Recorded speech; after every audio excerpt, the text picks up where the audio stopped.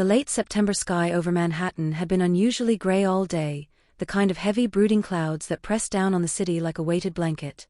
By late afternoon, the inevitable happened. Rain fell in sheets, wind whipped down the avenues, and umbrellas flipped inside out like paper cranes caught in a storm. Ethan Carter sat in the back seat of his sleek black Tesla Model X, staring blankly through the rain-streaked window. The neon lights from Times Square cast shimmering reflections on the wet streets as the car rolled slowly past familiar landmarks. He had just left a high-stakes investor gala at the plaza, having secured another multi-million-dollar tech merger that would soon be all over the business pages. It should have been a triumphant night. Instead, he felt hollow.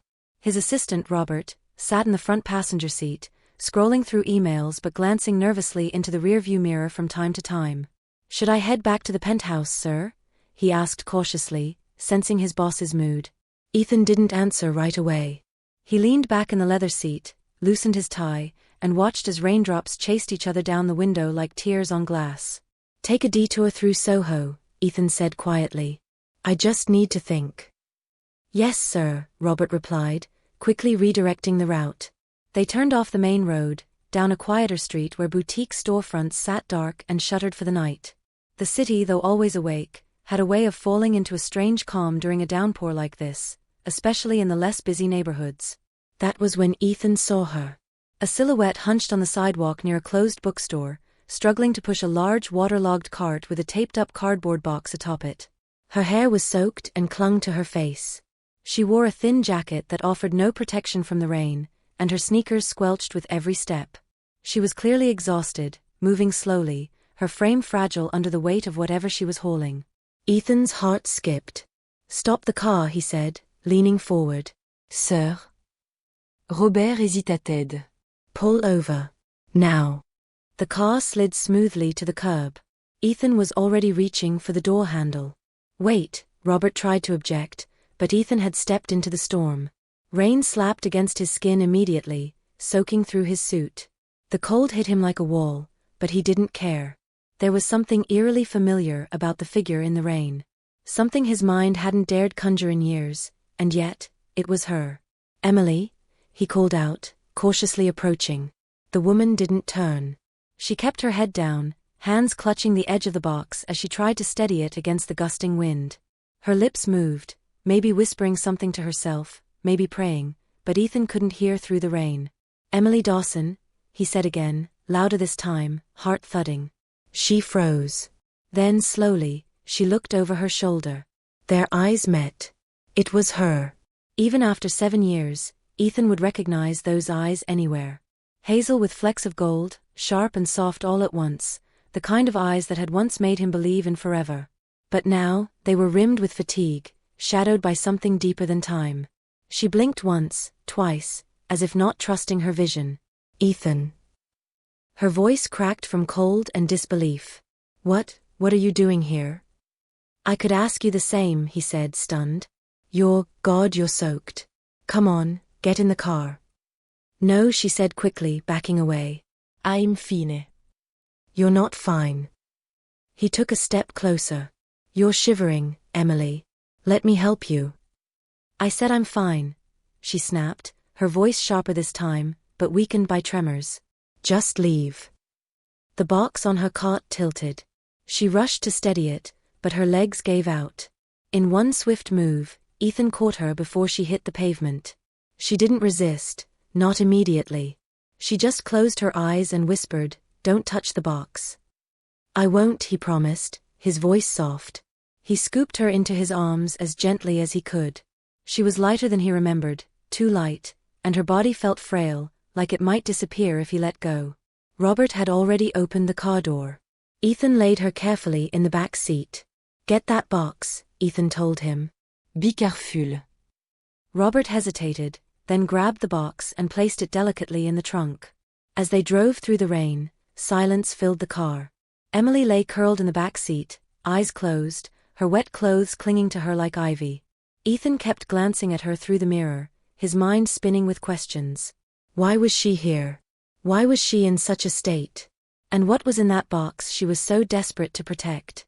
When they arrived at his apartment in the Upper West Side, Ethan carried her up himself. She was half asleep, murmuring something he couldn't understand. The elevator dinged softly, doors sliding open into his minimalist penthouse, all sleek lines, glass, and muted tones. He laid her on the sofa, covered her with a thick blanket, and turned the heat up. Robert placed the box near the wall without a word and quietly exited. Ethan stood there, dripping water onto the hardwood floor, staring at the woman who used to be his wife, the woman he hadn't seen or heard from in 7 years. Back then, they had split with pain and anger, words thrown like knives, silence deeper than any apology could fix. But now, under the soft glow of his apartment lights, she looked lost. Not angry. Not défiant. Just broken. He poured a glass of water, set it on the table beside her, then stepped back. He didn't know what tomorrow would bring. But tonight, one thing was clear. Fate had opened a door he never thought he'd see again. And this time, he wasn't going to close it so easily. Emily stirred just after dawn.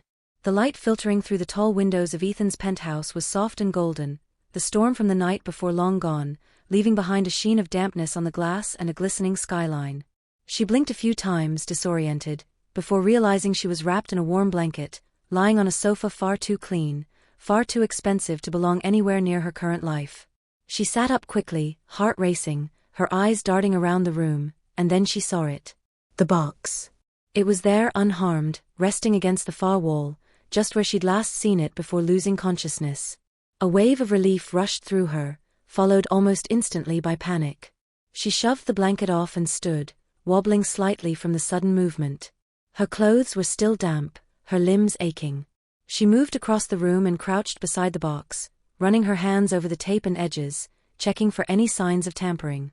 It was intact. A breath escaped her lips. "You're awake," came a voice from behind. She turned sharply.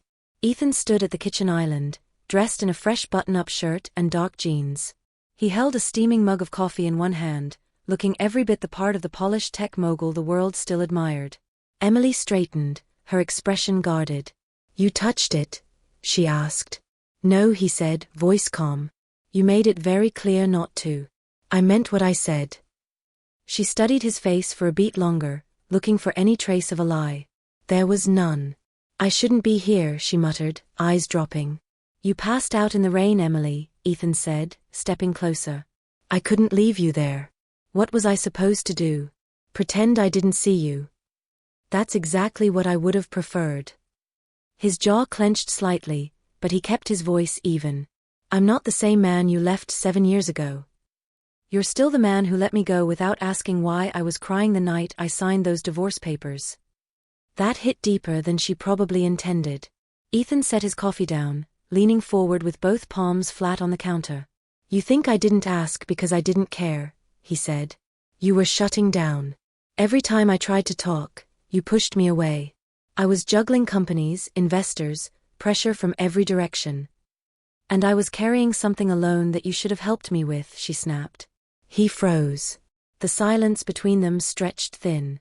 Emily turned away, reaching for the box. "I'll go now," she said. "Thanks for the couch. You don't owe me anything." "You're not going anywhere in that condition," he replied firmly. "At least eat something. Take a shower. Rest." "I didn't ask for your charity." "It's not charity," he said. "It's human decency." Emily hesitated. The warmth, the stillness of this place, it wrapped around her like temptation.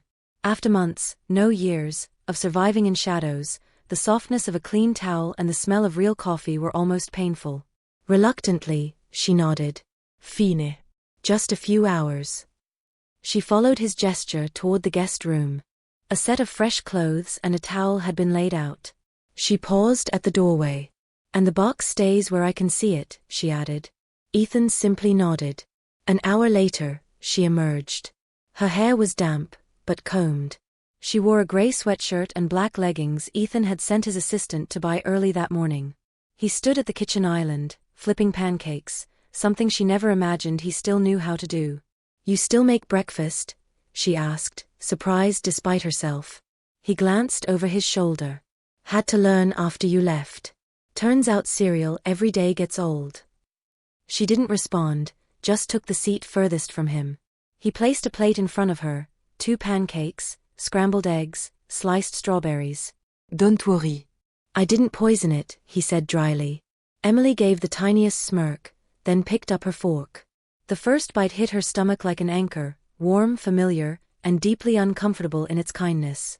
They ate mostly in silence. It wasn't the kind of silence filled with tension, but the kind born of two people who once knew each other too well and now didn't know how to begin again. After breakfast, Ethan refilled her coffee. I want to ask you something, he said finally. And I need you to be honest. Emily tensed. What? What's in the box? Her face went pale. She set the mug down, gently but with finality. I told you not to ask. I'm worried, Em, he said. You were dragging it through the rain. You nearly collapsed protecting it. And there was a man watching you in the alley 2 nights ago. One of my contacts in Brooklyn saw him again. Whoever he is, he's looking for something.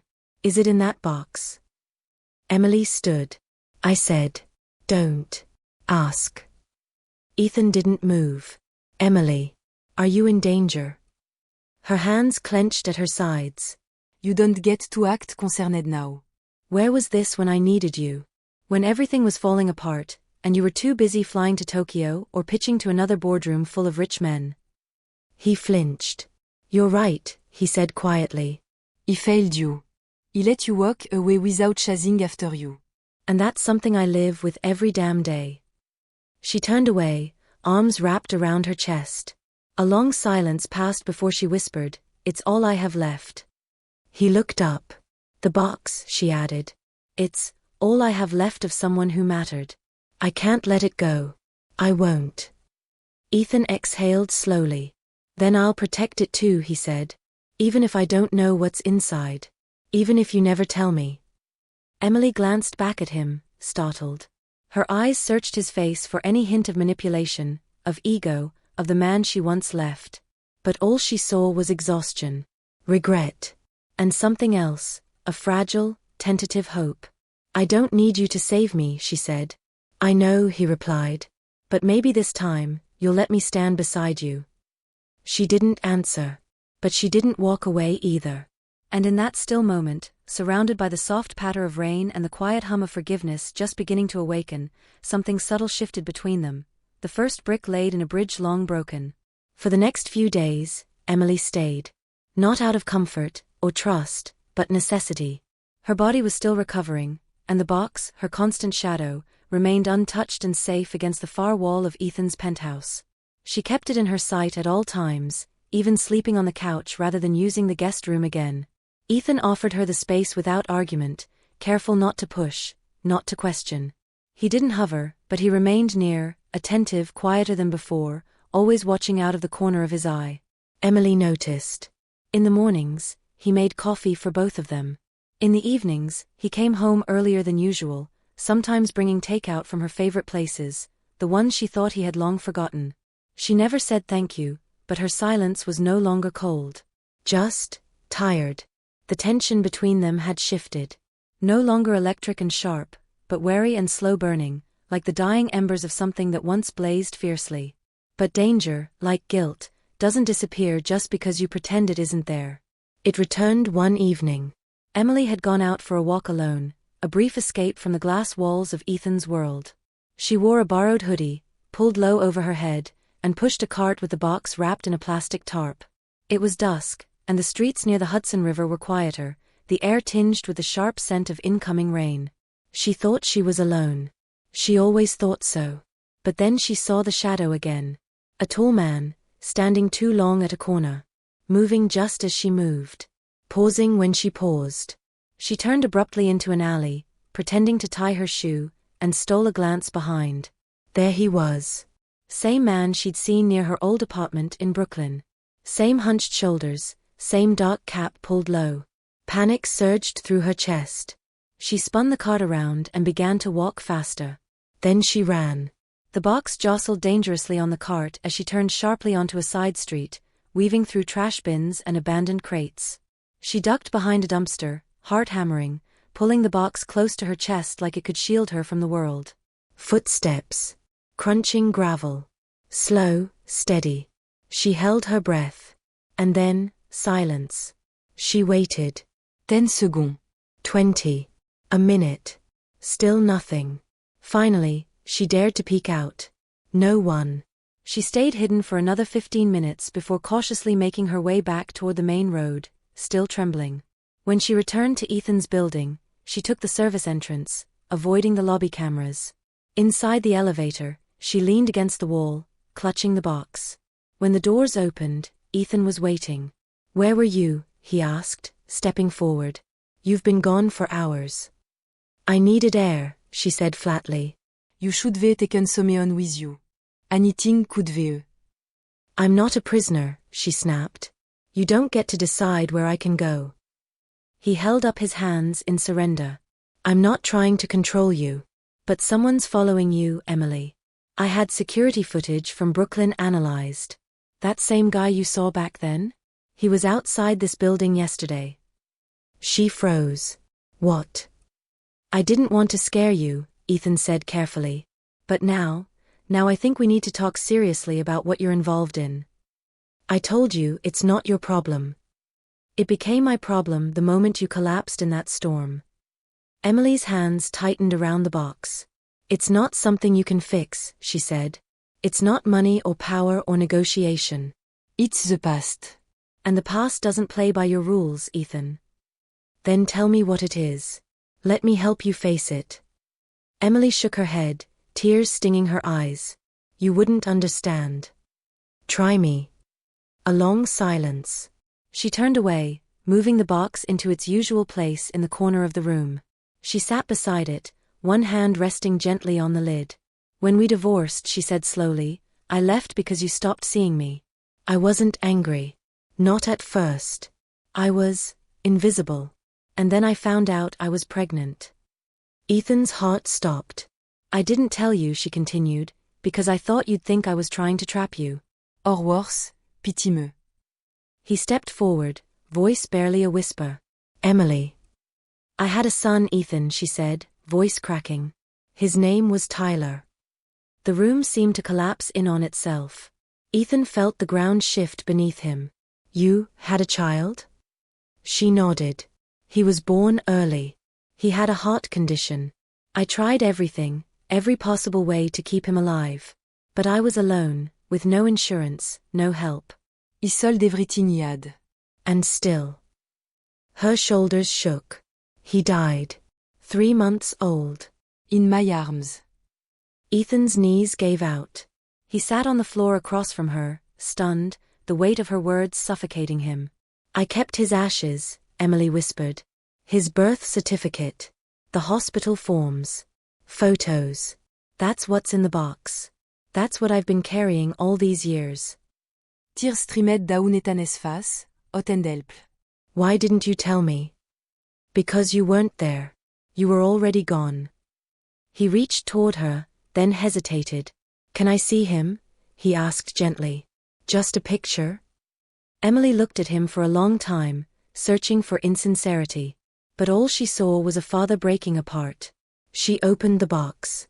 From it, she pulled out a small envelope. Inside, a single photograph. A baby wrapped in a blue blanket, eyes wide and curious, cheeks round and soft. Ethan took it in trembling hands. He looks like you," he said, voice breaking. "But the eyes, they're mine." Emily nodded, her own tears falling freely now. "I'm sorry I didn't fight harder," Ethan whispered.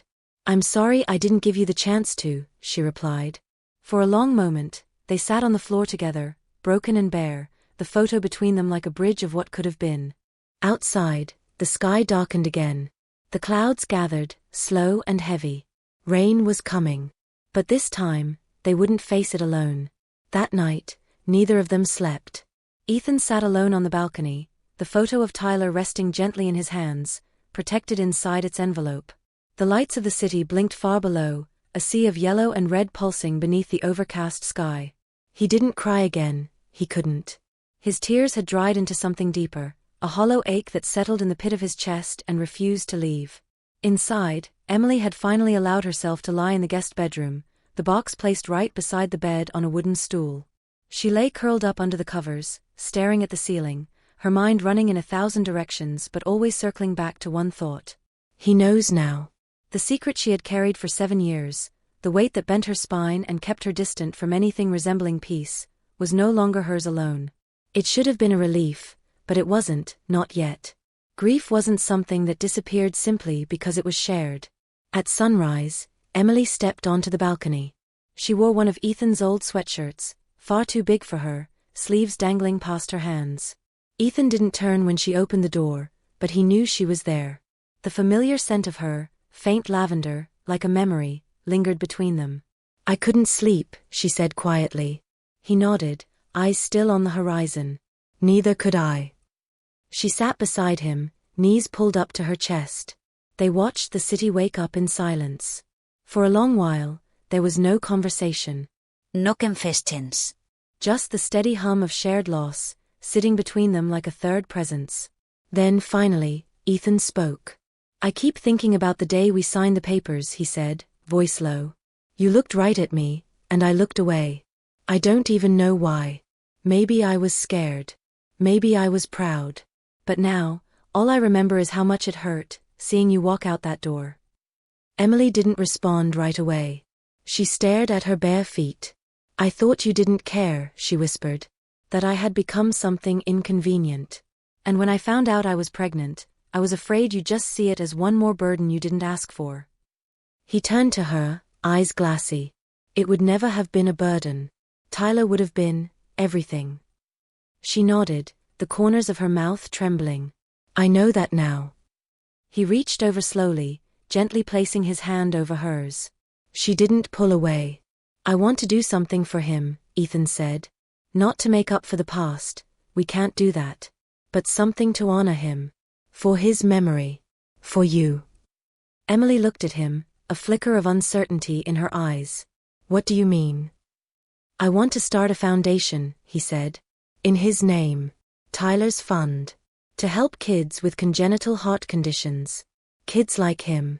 Families like you were back then." She stared at him, stunned. "You'd do that?" "I should have done it 7 years ago." Her lips parted, but no words came out. Finally, she nodded. "I'd like that," she said softly. Ethan smiled, not out of joy, but from a place of quiet resolution. "We'll build it together." Later that day, he cleared a space in the penthouse's study, replacing sleek monitors and stacks of documents with a small white bookshelf, a framed photo of Tyler, and a single candle. It wasn't grand. It wasn't loud. But it was a start. A place. A presence. Emily lit the candle every morning. She talked to Tyler sometimes, just little things. About the weather. The news. A new recipe she was learning. Ethan never interrupted those moments. He just listened from afar, heart clenched. By the end of the week, something between them had shifted. Not everything was fixed. Not everything could be. But the walls that once divided them were no longer impenetrable. Ethan started working from home more. Emily began helping him review proposals for the foundation. They had coffee together in the mornings, sometimes lunch if his schedule allowed. It was awkward at first, like two dancers relearning the rhythm of a song they once loved. One afternoon, after reviewing 3 different grant drafts, Emily leaned back in her chair. "Do you ever think about what he might have been like?" she asked. "All the time," Ethan replied. "I imagine he would have had your determination. My curiosity. And probably a laugh that made no sense at all." Emily smiled. "I used to dream about him riding a little red tricycle. Around and around our old apartment. He'd stop and demand juice with this bossy little voice." Ethan chuckled, then grew serious. "I missed it all." "We both did," she said gently. He looked at her then, really looked. There was still pain in her eyes, but also something else, resilience. A softness returning where only walls had existed for years. "Would you ever consider staying?" he asked. Emily's breath caught. "I mean," he added quickly, "only if you wanted to. Only if it felt right." She studied him, eyes searching. "I don't know yet," she admitted. "I'm not the same person I was. Neither are you." "I don't want us to go back to who we were," Ethan said. "I want us to figure out who we can be now." Silence again. But it wasn't uncomfortable. It was filled with something almost hopeful. "I'll think about it," Emily said finally. That night, she didn't sleep on the couch. She returned to the guest room, the box still beside her. But for the first time, she left the door open. Outside, the city moved on, no longer aware of the small world being rebuilt within that penthouse. A world stitched together by memories, loss, and the slow, difficult work of forgiveness. And for the first time in years, when Emily closed her eyes, she didn't dream of storms. She dreamt of a little boy on a red tricycle, circling her feet, laughing, free. The days that followed brought a fragile peace to Ethan's penthouse. For the first time in years, it began to feel less like a sterile fortress in the clouds and more like a home. Emily still hadn't agreed to stay permanently, but she had stopped packing the box each night, no longer ready to run at a moment's notice. And Ethan? He had shifted too, not with grand gestures, but in the quiet ways that mattered. He worked less. He listened more. He cooked dinner instead of ordering in. Sometimes, he simply sat beside Emily while she read, saying nothing at all. But peace, like all precious things, is rarely left untouched. On a quiet Thursday morning, while Emily was watering the plants on the balcony and humming to herself, Ethan's phone buzzed twice, then a third time. He glanced at it absent-mindedly, then froze when he saw the sender. Anna Brox. A name he hadn't heard in almost a year. She had been a brief chapter in the aftermath, all sharp edges, media smiles, and the kind of ambition that knew how to disguise itself as charm. They had dated for nearly 8 months. It ended when Ethan realized she loved the version of him that fit her brand, not the man who quietly grieved a life he hadn't yet acknowledged. Sti, Deide partait si vie. Or so he thought. He opened the message. Tel me it's not true, Ethan. A secret child? 7 years ago? You really think something like that wouldn't come out? His stomach tightened. A second message followed. TMZ has it. Someone's leaking details. You've got 48 hours before they publish. He stood, heart pounding. Before he could even react, Robert, his ever-reliable assistant, buzzed in through the penthouse line. Sir, we've got a problem. I know, Ethan said, voice taut. Hannah just texted. It's not just her, Robert continued. 2 reporters have contacted our comms team. One from Page 6, one from The Guardian. They're asking about a child. One said they have hospital records. Birth certificate. Your name is on it. Ethan went cold.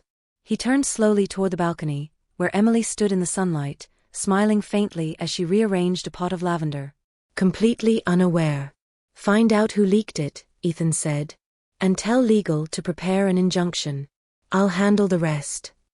Yes, sir. He hung up and exhaled sharply. His mind raced. Who would have had access? Only a handful of people even knew Emily had returned.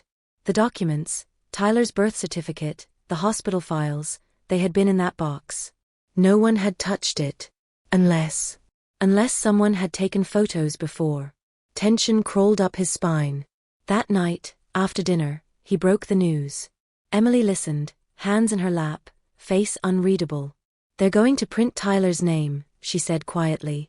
His story. Like it's entertainment. I won't let them, Ethan said firmly. I'll bury the story if I have to. Buy out every headline. Call in every favor. She looked at him sharply. That's not the point. He hesitated. Then what is? The point, she said, rising, is that this was never meant for public consumption. He wasn't a scandal. He was a child. My child. Our child, Ethan corrected softly. Emily stopped pacing. Her shoulders fell. Yes. Ours. A long pause stretched between them. I'll go, she said suddenly. Before they dig deeper. Ifam notir, mais bit elle qui est down. No, Ethan said instantly, stepping forward. No, Emily, please. Don't run. She clenched her jaw. You don't get to ask me that. I do, he said. Because I didn't ask you to stay last time. I let you walk away, and I've regretted it every day since. But not this time. Not when we've come this far. She sat down again, rubbing her temples. What if they find the photo? The urn? What if they twist everything? Then we tell the truth, Ethan said. On our terms. Emily stared at him. You're talking about going public? Yes. À presse release. A controlled statement. ILL Texoit. We frame the narrative. Tyler deserves that much. And you deserve not to hide. Her hands trembled in her lap. I don't want pity, Ethan. You won't get pity. You'll get respect. For surviving. For loving him.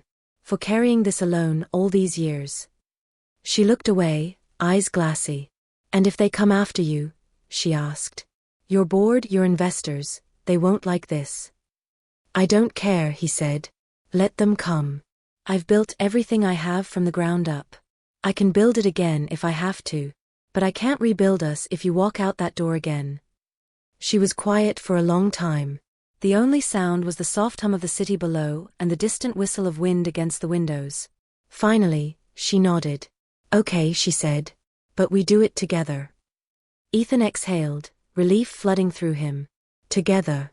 They worked through the weekend, with Robert coordinating legal protection and PR specialists drafting a respectful, emotionally honest statement. The story would break, but they would own it. The night before the release, Ethan found Emily sitting in the study, gazing at Tyler's photo. She looked up when he entered. Do you think he'd be proud of us? She asked. Ethan sat beside her, resting a hand on her back. I think he'd be proud of you, he said. And I hope, maybe one day he'd forgive me. She reached out, lacing her fingers with his. I already have, she said softly. Maybe that's where it begins. Outside, rain began to fall again, not violently, but steady and constant. The city glistened under the stormlight. This time, they didn't watch from opposite sides of a silent room. They stood together at the window, side by side. And this time, neither of them looked away. The story broke at 8 a.m. on a Monday. Ethan and Emily sat in the living room, side by side on the couch, the television muted, phones buzzing with a constant stream of notifications. Every major news outlet had picked it up, some with discretion, others with predictable sensationalism. Silicon Prince's hidden tragedy, Ethan Carter reveals secret son and silent grief. From CEO to father of a ghost, the untold story of Ethan Carter and Emily Dawson. Love, loss and legacy, a billionaire's emotional confession. The public response was immediate. Hashtags trended within hours. Some praised Ethan's vulnerability. Others speculated, theorized, picked apart timelines. A few voices questioned the motives. Was this a PR stunt? A calculated move to humanize the tech mogul before launching his new foundation? But buried beneath the noise were messages that mattered. Hundreds of emails flooded the foundation's inbox. Parents of sick children. Single mothers who had lost their babies. People who had grieved in silence, now writing to say, thank you for speaking out. You made us feel less alone. Emily read some of the messages with trembling hands. One in particular, from a woman in Ohio, made her cry quietly into her tea. My daughter passed away at 3 months old. I never told anyone outside my family. Reading your words, seeing your son's photo, it was like breathing again for the first time in years. Ethan placed a gentle hand on her shoulder. This is why we did it, he said. Emily nodded, wiping her eyes. But the peace was short-lived. By mid-afternoon, their building was surrounded. Photographers waited outside, lenses poised like weapons. One particularly aggressive reporter managed to sneak into the lobby, yelling questions as security escorted him out. Ethan took charge quickly. He increased private security, restricted building access, and moved their meetings for Tyler's foundation to virtual calls. But the pressure mounted nonetheless. That night, Emily couldn't sleep. She paced the living room, lit only by the glow of the city. The media were loin tirait de ghosts, she took she déburier. The fear, the judge, the guy. And more than anything else, the ache of having her son's name spoken by people who didn't know him. At 2 a.m., she found Ethan in the kitchen, sitting at the island with a half-empty glass of bourbon. He looked up when she entered. Can't sleep? He asked. She shook her head. They keep saying his name like it's theirs to use. Like he's a symbol instead of a boy. I know, Ethan said. I hate it too. She joined him at the island, arms wrapped around her torso. I'm scared, she admitted. So am I. They sat in silence for a while. Then Ethan turned to her. "I've been thinking. Maybe we shouldn't be here." Emily frowned. "What do you mean?" "This place, it's a cage with glass walls. The more we stay, the more they press against it. We need space. Privacy. Somewhere they won't follow." She looked at him, cautious. "And where exactly is that?" "My lake house," he said. "In Vermont. It's quiet, private. No neighbors for miles. I haven't been there in years, but maybe it's time." Emily hesitated. "You'd leave everything behind? The city? The company?" Ethan nodded. "Yes. For now. You, Tyler's foundation, this second chance, none of it means anything if we can't breathe." She didn't answer immediately, but her eyes softened. "I've never been to Vermont," she said finally. "You'll like it. The lake's beautiful at sunrise." The next morning they packed what they needed: minimal clothes, essentials, the urn, the photos, the journals. The rest, Ethan left behind. He gave Robert control of the day-to-day operations and instructed Legal to manage the media storm. By early afternoon, they were on the road. The drive was quiet, peaceful. Trees turned golden with the early signs of autumn, dotting the horizon with amber and crimson. Emily leaned against the window, the box safely strapped in the back seat, and watched the world shift from chaos to calm. 3 hours later, they arrived. The lake house stood near the edge of the water, nestled between tall pines and maple trees. Its wooden siding was weathered, but strong. A large porch wrapped around the front, facing the shimmering lake beyond. The air smelled like pine and earth, with a hint of cold. Inside, dust lingered on the surfaces, but the space was warm. Ethan opened windows, started a fire in the hearth, and together they unpacked in silence. That night, Emily stood by the lake alone. The stars were out in full, no city lights to dim them, and the reflection on the water looked like a pathway to some gentler world. She held Tyler's photo in her hands and whispered a quiet goodnight. Ethan found her there. "Do you regret it?" she asked. Telling the world. He came to stand beside her. "No," he said. "Because for the first time, I'm not pretending. Not hiding. And neither are you." She nodded slowly, then looked up at him. "Do you think we can make this work? Us?" He took a breath, reached for her hand. "I don't know what the future holds, Emily. But I know what I want. I want us to build something real, not because we're trying to fix the past, but because we're finally ready to live in the present." She didn't pull away. "And for the first time in years," she smiled. "I want that too." Inside the cabin, the fire crackled. Outside, the stars held steady.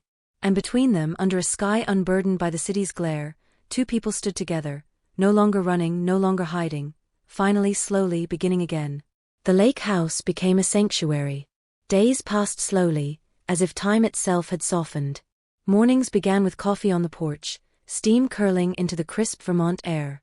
Afternoons were spent walking wooded trails, wrapped in scarves and silence, interrupted only by the crunch of leaves beneath their boots. Evenings brought warm meals, candlelight, and the crackling fire that always seemed to center them. For the first time in years, Ethan felt like he could breathe without performing. Emily, too, began to shift. She slept more deeply. Her shoulders didn't tense at every sound. Her voice, once guarded and brittle, began to carry warmth again. She started sketching in a notebook she found tucked away in one of the cabin's drawers, small things, birds, the lake at dusk, a maple leaf caught mid-fall. Sometimes she would draw Tyler from memory, and those pages she never showed to Ethan. She kept them folded, tucked beneath her pillow like a secret prayer. They didn't talk about what they were now.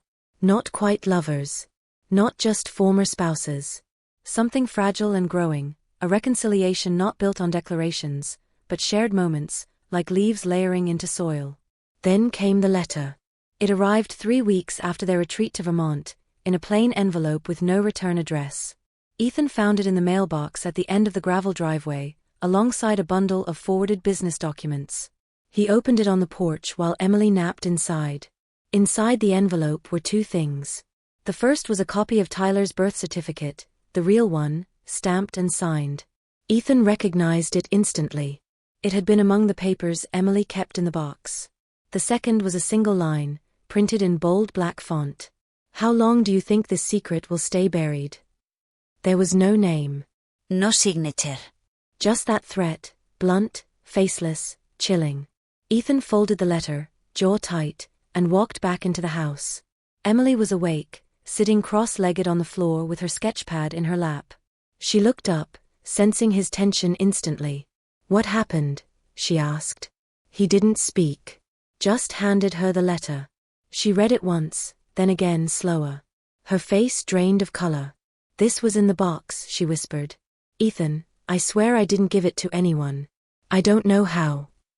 I believe you, he said quickly. But someone had access. Someone knew enough to make a copy. Emily stood, gripping the paper. They want to use him. Use his name. Again. Maybe. Or maybe they just want to hurt us. She paced, heart pounding. We should have burned everything. I knew this would happen. I never should have stayed. Emily, Ethan interrupted, stepping in front of her. No running. Not this time. She looked up, eyes wide.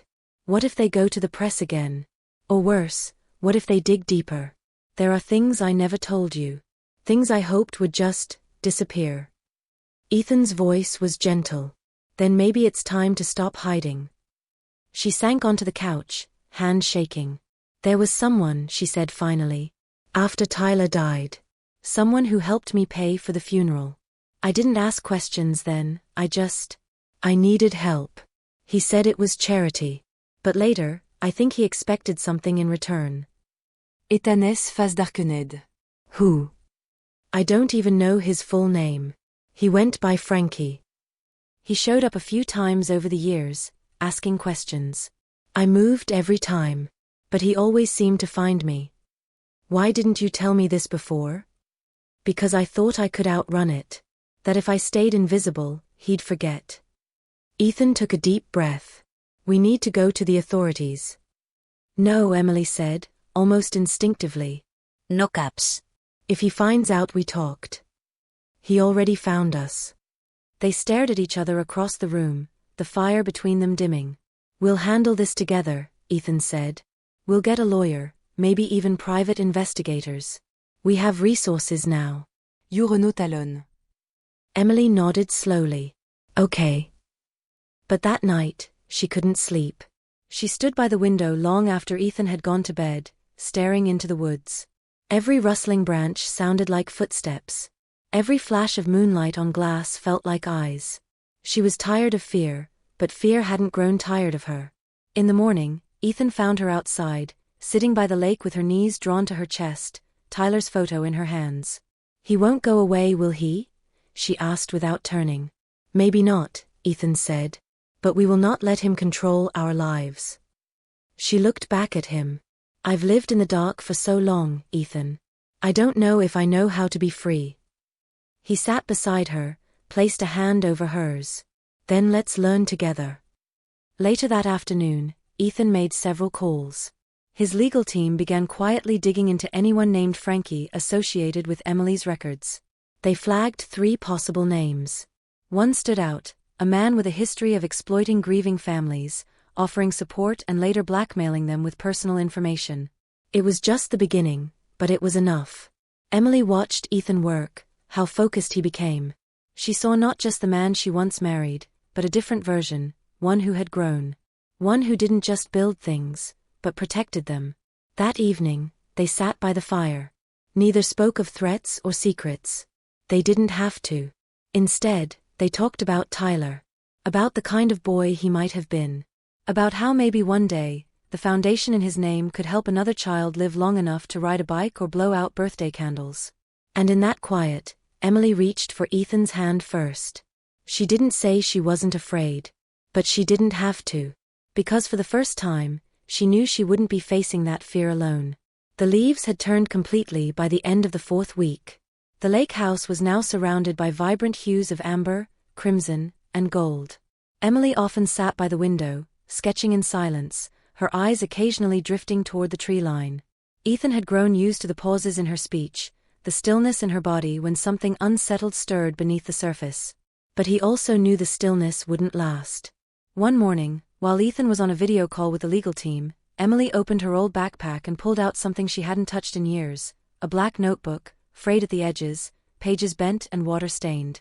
Inside were fragments of memories she had written down when Tyler died. Not poetry. Not grief letters. Just facts. Dates. Names. Conversations. And on one page, a name she had tried to forget, Frankie Mancuso. It wasn't his full name, she had never dared to ask. But it was enough. She took the notebook, walked to the study, and placed it gently on Ethan's desk while he was still mid-call. He looked up, eyes questioning. She didn't speak, just nodded toward the book. When the call ended, he opened it. The entries were scattered, disjointed. Some barely legible. But the story they told was clear. After Tyler's funeral, Emily had been living in a shelter on the east side of Brooklyn. She was 29, jobless, and carrying the weight of a child's ashes in a borrowed backpack. That's when Frankie found her, or rather, approached her at the memorial wall, offering a small envelope of cash and a kind smile. He claimed to represent a local charity. Said he'd lost a child too. Said no one should have to bury a baby alone. She had believed him. For weeks, he brought groceries. Paid for her temporary motel room. Talked her through long, hollow nights. But soon, the questions came. About the father. About the documents. About what she planned to do with Tyler's name. Then one day, he asked her to sign over partial rights to the death certificate. She refused. After that, the kindness vanished. The threats came, vague at first, then more direct.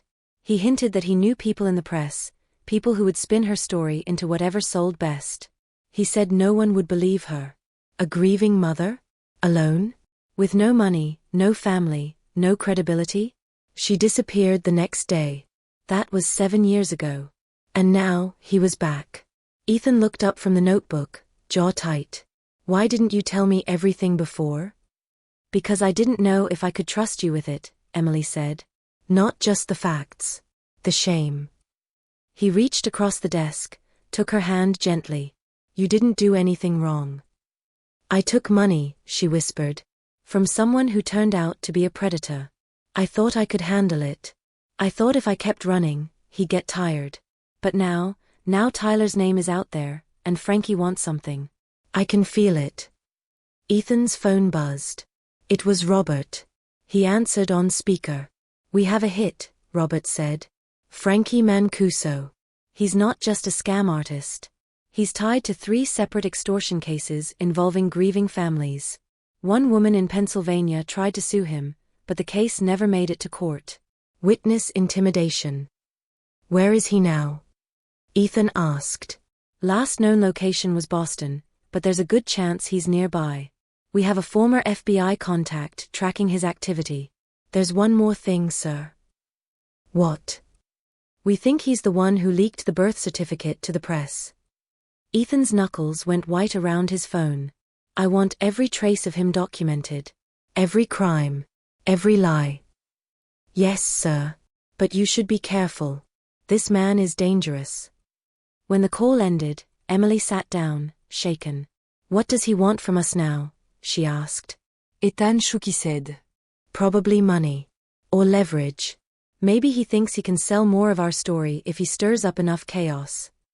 Then we give him nothing, she said firmly. But the fear was still there, crawling at the edge of her voice. That night, they double-checked the locks. Ethan installed extra security cameras, connected directly to his phone. The lake house, once a sanctuary, now felt like a target. Still, they tried to maintain normalcy. The next day, Emily went into town to pick up groceries.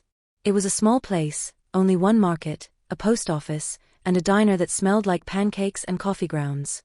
She wore a scarf and sunglasses, just in case. She was standing at the register when someone brushed past her. A man. Mid-50s.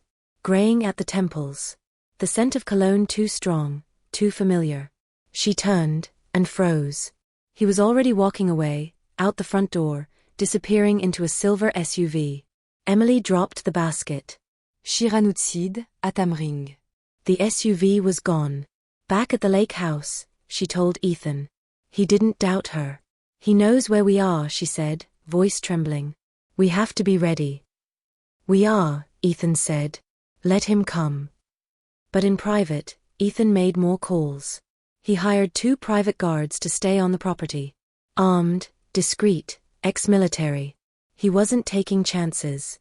Later that evening, Emily stood in front of the fireplace, staring into the flames. I don't want to be afraid of him forever, she said. You won't be, Ethan replied. We'll take this to the authorities, to the press if we have to. But we'll end it on our terms. No more hiding. She nodded slowly, eyes glinting with something more than fear, defiance. That night, she wrote a letter. To Tyler. She told him about Frankie. About the lake. About the way the moonlight touched the water. She promised that soon, his name would belong only to love and memory, not scandal. Not threats. She folded the letter, placed it beside his urn. And when she turned to Ethan, he took her into his arms, not as someone trying to fix her, but as someone who finally understood the cost of silence. They stood there, 2 figures wrapped in shadow and firelight, knowing the worst was not yet over, but certain now that they would face it together. The storm came without warning. Rain lashed against the windows of the lake house, driven sideways by wind that howled through the trees. The sky was black, fractured by bursts of lightning. Thunder echoed off the water like a threat made real. Inside, Emily stood at the window, watching the rain smear the glass. Her hand rested on the edge of the small bookshelf beside Tyler's urn. She hadn't spoken much all day. Her silence wasn't fear this time, it was focus. A quiet readiness that had taken her 7 years to build. Ethan entered from the study, his phone in hand. He's close, he said. Emily turned to him. How do you know? The guard saw a car circling the end of the driveway. Twice. Vermont plates, registered to a shell company in Boston. It's him. He's waiting for us to panic. Emily crossed her arms. What's his endgame? Money? Blackmail? Ethan shook his head. No. He wants control. He wants us to feel like he owns our story. But he doesn't, she said, her voice sharper now. Not anymore. They both turned at the knock. Tricheur trap. Then silence. Ethan's jaw tightened. He glanced at Emily, then moved toward the door, motioning for one of the guards to stay back. The second guard flanked the porch from the side entrance. Ethan opened the door just enough to see the figure standing on the porch, soaked from rain, a smug half-smile beneath a wet baseball cap. Long time Carter, Frankie Mancuso said. You need to leave, Ethan replied, voice steady. Is that any way to greet an old acquaintance? I come all this way, and you don't even offer a drink. Frankie leaned forward, lowering his voice. Let's not make this ugly. I have documents. Originals. And I have stories. Ones your investors might not like. Ethan didn't flinch. We've already told the story. There's nothing left for you to sell. Oh, I think there is, Frankie said, grinning. Emily didn't tell you everything. She left out the part where she offered me the birth certificate. Then backed out. Breach of agreement, if you ask me. She was grieving, Ethan snapped. You exploited her. Frankie shrugged. Business is business. I help people. They help me. Emily appeared behind Ethan, her voice cutting through the wind like glass. You didn't help me. You found me at my lowest, and you fed off my grief. You used my son's death as currency. Frankie's smile faltered for the first time. Emily, he said smoothly, I never wanted to hurt you. I was offering support. You took it. We had an arrangement. There was no arrangement, she said, stepping into the light of the porch. There was only silence. And shame. You banked on me being too scared to speak. Frankie's expression turned cold. Well, you're speaking now, he said. But let's not pretend you've got clean hands. I kept the receipts, sweetheart. Ethan stepped in front of her. You're trespassing. You have no legal right to be here. We've documented everything. If you don't walk away right now, the police will be here in 10 minutes. Frankie's jaw ticked. He reached into his coat, and immediately, the guard stepped forward, hands near their weapons. Relax, Frankie muttered, pulling out a flash drive. This is all I came to deliver. Take it. Or don't. But it's the only copy. He dropped it onto the porch, then stepped back. Consider it my last offer. Ethan didn't move. What est son hit? Everything, Frankie said. Document. Photos. A recording from a phone call you didn't know she made. Emily's face stiffened. What recording? Ethan asked. Frankie grinned again. Ask your girl. Then he turned and disappeared into the storm. The guards followed him to the edge of the road, made sure he left.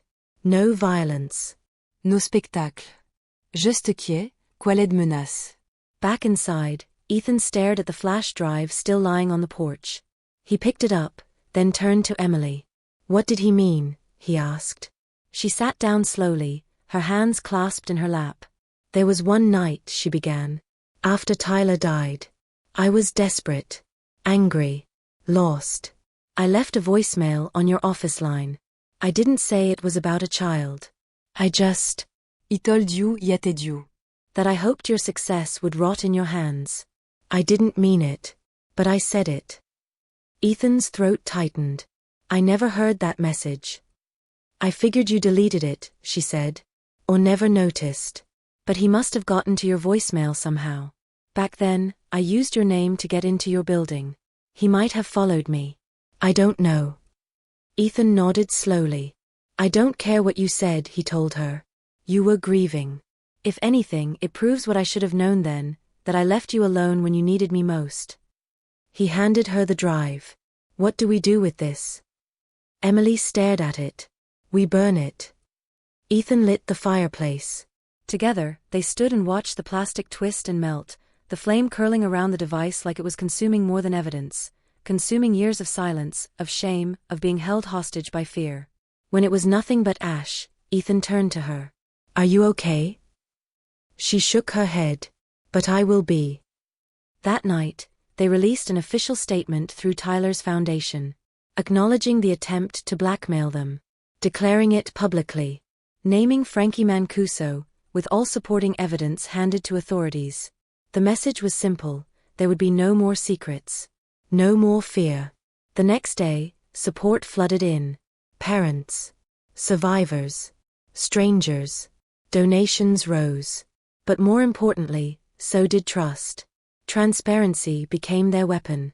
And truth, their shield. Emily walked to the lake that evening, barefoot on the cool grass. She carried a small paper lantern in her hands. On it, she had written one word: freedom. Ethan joined her. They lit the candle together, set it adrift on the water. The flame danced as it floated away, reflected by the rippling surface. For the first time in 7 years, the silence wasn't heavy. It was peace. Winter arrived quietly at the lake house. The des greu shorter, the air crispé. Mornings began with frost on the windows and silence wrapped in wool blankets. The lake froze over in patches, and the forest, once aflame with color, stood bare and still. Inside, warmth lingered. Ethan sat by the fireplace, reading over plans for Tyler's foundation. Across the room, Emily folded a stack of winter clothes to donate, items sent by supporters from across the country after the public statement. People had seen not just a tragedy, but two people trying to turn pain into purpose. She looked up at him. Do you think he'd be proud? She asked. Ethan didn't have to ask who she meant. He closed the folder, moved beside her. I think he'd be amazed, he said softly. At what his name is doing. At what you've done. Emily smiled, and it was a true smile, not one weighed down by apology or memory, but one born of the present. She leaned against him, and he wrapped his arm around her shoulders. For a long moment, they simply breathed together.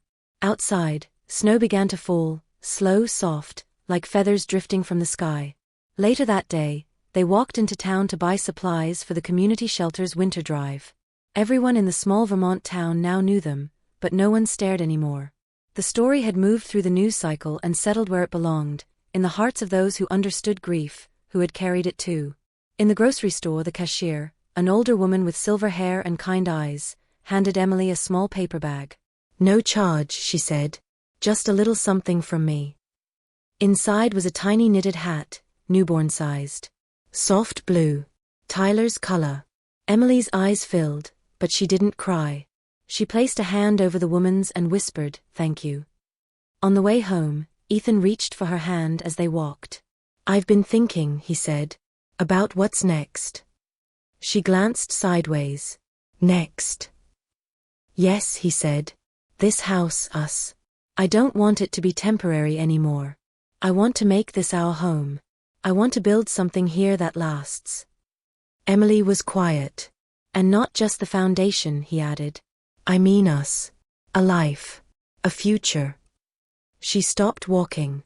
Ethan turned to her, heart pounding. "I'm not asking for perfection," he said, "or promises you're not ready to give. But I know what I want now. I want you. And I want whatever we can make of this life, not because we lost something, but because we still have so much to give." Emily stared at him, the snow swirling gently around them. "I don't know how to be someone's wife again," she admitted. I'm still learning how to be myself. "I'll wait," Ethan said. "However long it takes." She looked down, then back up at him, and something in her eyes softened. Her fingers closed around his. "Then let's start where we are," she said. Reiktir. That night, they lit a fire and brought out Tyler's photo. They placed it on the mantel, surrounded by candles and tiny paper stars. Emily read aloud from the letter she had written to him, voice steady, even when it trembled at the edges. "We love you," she said, "and we carry you with us, not as a wound but as a light." Ethan placed a hand over hers. Together, they sat in the glow of memory and hope. In the weeks that followed, life took on a new rhythm. The foundation began funding surgeries for children across the country. Families sent letters, photos, stories. The wall in Ethan's study, once filled with business charts, was now covered with thank you notes and drawings from kids with fresh scars and beating hearts. Emily began painting again. Not for galleries, but for healing. She transformed the guest room into a studio. Her first full piece was of the lake, with a single paper lantern floating across it beneath a violet sky. She titled it, "Where We Begin." Ethan renovated the old shed into a workshop and planted a garden, even though snow still covered the ground. He wanted to grow things again, to build with his hands, not just his name. On New Year's Eve, they hosted a quiet dinner for the shelter staff and a few neighbors. Candles flickered on the table. L'octaire est chouette through the house. Emily wore a navy dress, simple and soft. Ethan hadn't seen her look so peaceful in years. As midnight neared, they stepped onto the porch. Stars blanketed the sky. Snow glistened on the trees. The lake, frozen over, shimmered under moonlight. Emily turned to him. "We made it," she whispered. Ethan nodded. "We did." "I used to think healing meant forgetting," she said. "But now I think, it just means carrying it differently." He kissed her forehead. "And building something beautiful anyway." They stood there as the clock struck 12. No firework. No crowds. Just snow. And silence. And the soft, sure heartbeat of a life worth holding on to. Inside, Tyler's photo glowed in candlelight, not as a symbol of loss, but as a reminder of how far love can reach when it's brave enough to begin again.